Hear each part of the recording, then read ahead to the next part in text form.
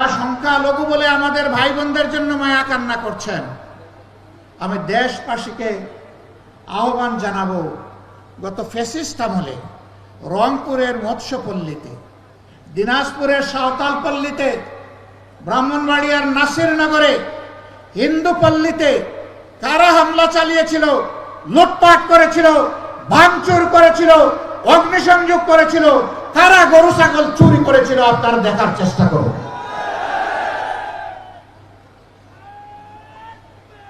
আমি নিশ্চয়তা দিয়ে বলছি, যারা বেশি মায়া কান্না করেছে তারাই অপকর্মগুলা করেছে। সারা বাংলাদেশের একই চিত্র, এরা আমাদের বিরুদ্ধে বিশ্বকার করে। আমরা স্পষ্ট ভাষায় বলতে চাই, আমরা আল্লাহকে ভয় করি।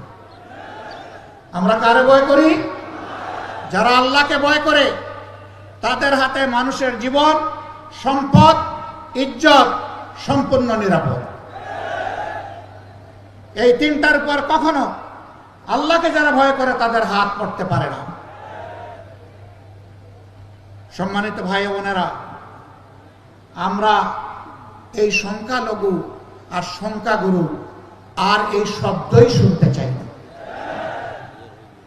আমাদের পরিষ্কার বার্তা, এই দেশে যারা জন্মগ্রহণ করেছে আর এই দেশে নাগরিক হিসাবে যারা বসবাস করে, তারা সকলেই এদেশের মর্যাদাবান গর্বিত নাগরিক। আমাদের দেশ, সরকার, সংবিধান সকলের জন্য সমান অধিকার নিশ্চিত করতে বাধ্য। কোরআন সেই বাধ্যবাধকতার ঘোষণাই দিয়েছে। আল্লাহু ইয়া'মুরুকুম বিল আদলি ওয়াল ইহসান। আল্লাহ তোমাদেরকে নির্দেশ দিচ্ছেন, তোমরা সমাজে ন্যায় বিচার কায়েম করো এবং মানুষের প্রতি সম্মান প্রদর্শন করো। কি চমৎকার এই নির্দেশ দিয়েছেন আমাদের মাবুদ আল্লাহ রাব্বুল আলামিন।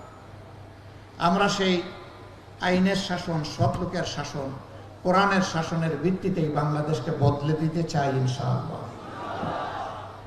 এই বদলানোর আন্দোলনের সংগ্রামে, লড়াইয়ে আমরা আপনাদেরকে পাশে চাই। আপনারা কি প্রস্তুত আছেন?